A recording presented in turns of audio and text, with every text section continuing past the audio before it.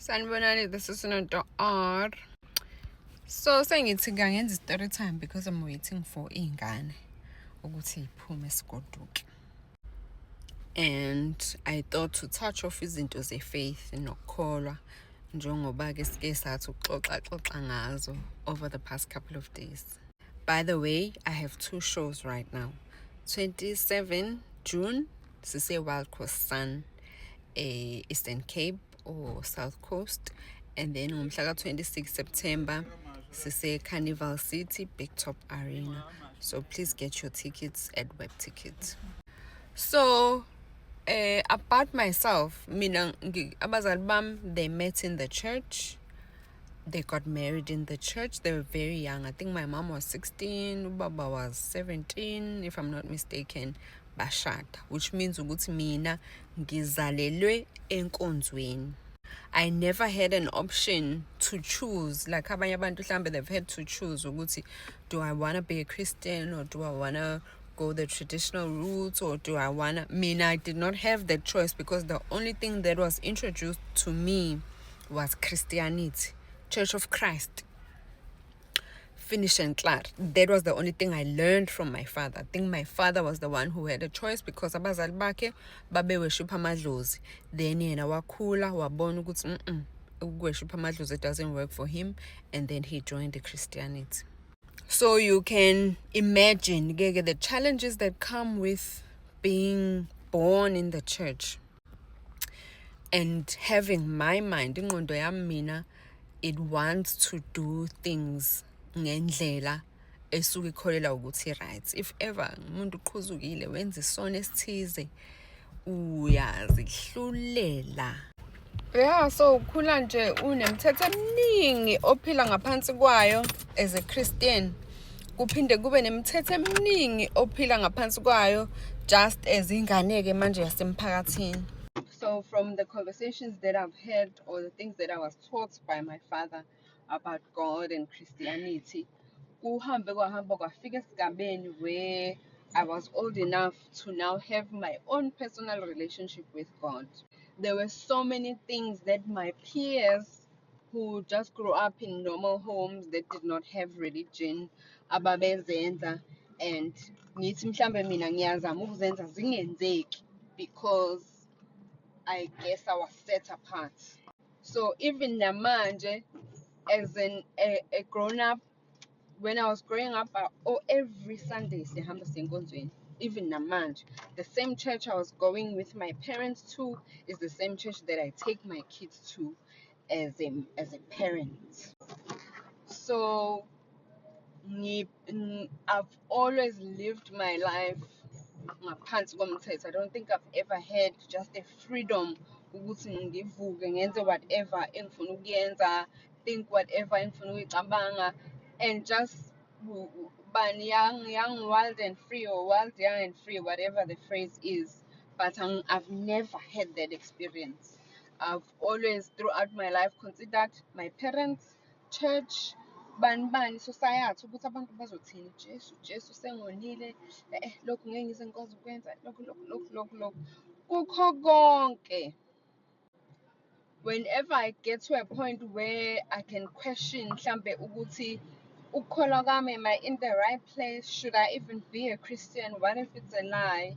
I always go back to looking at my peers who had all the freedom that was out there, and I look at how their lives turned out compared to mine.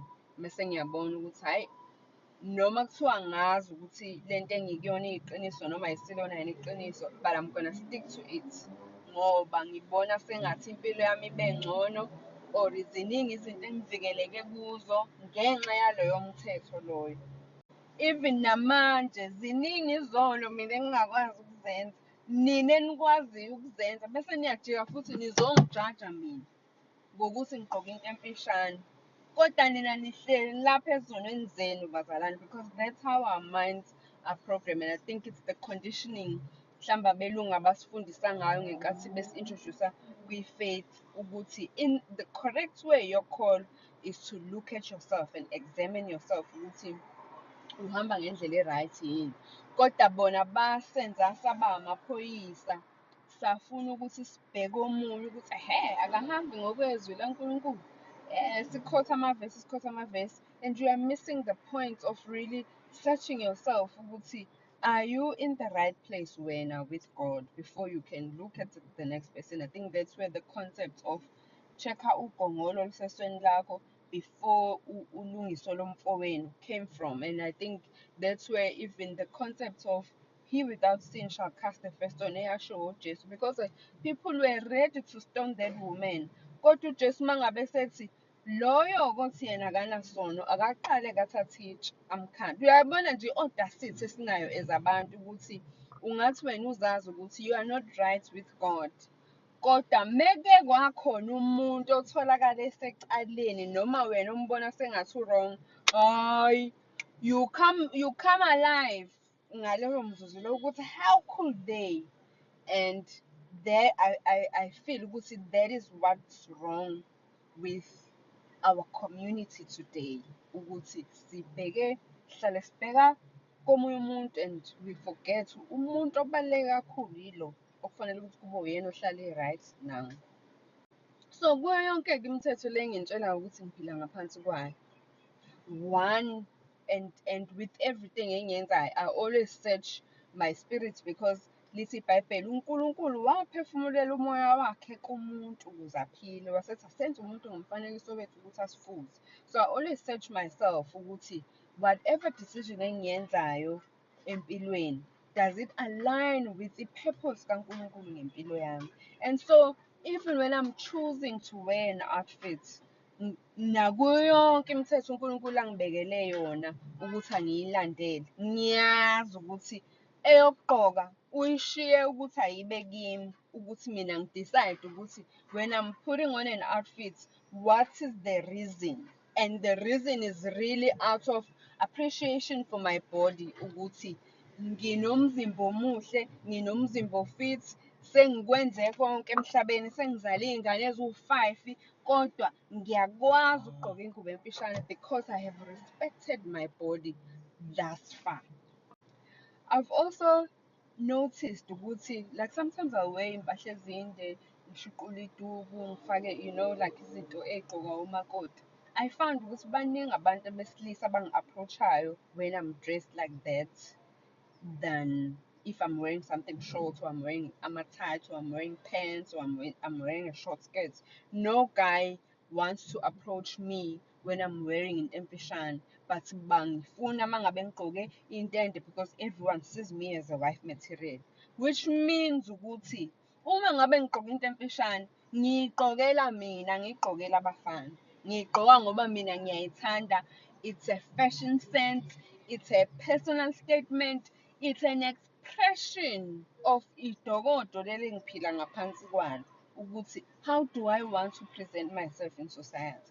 Kuyo yonke imithetho engibheka being told what to do, how to do it. Ngisho abazali-ke bengasesekho eduze kwami, but imithetho that are embedded in my head, in my medulla oblongata, still iyangicontrol. Kodwa ngeke-ke ukuthi eyokugqoka ngiphinde ngiyiyeke ibe up to people, izoba yona ngaphakathi kimi, because uNkulunkulu uyangidirector ngaphakathi kimi ukuthi i-right yini lento yokugqoka. Uma ngabe ethe i-right yena ehlebela mina engakuhlebelanga wena, mina ngizoyigqoka leyo nto leyo. Uma ngabe ethi yena ayikho right, ehlebela mina ngoba ngeke aze atshele wena ngempilo yami, uzotshela mina, ngizoyiyeka engize ngiyigqoke. But until then, I'm just putting it out there. Actually, I don't need permission, but I just thought since I have time, let me share. So Carnival City, 26 September, Wild Coast Sun, 27 June. Amanye ama-dates ngizonikeza wona-ke as isikhathi sihamba. Kuzoba about 10 minutes.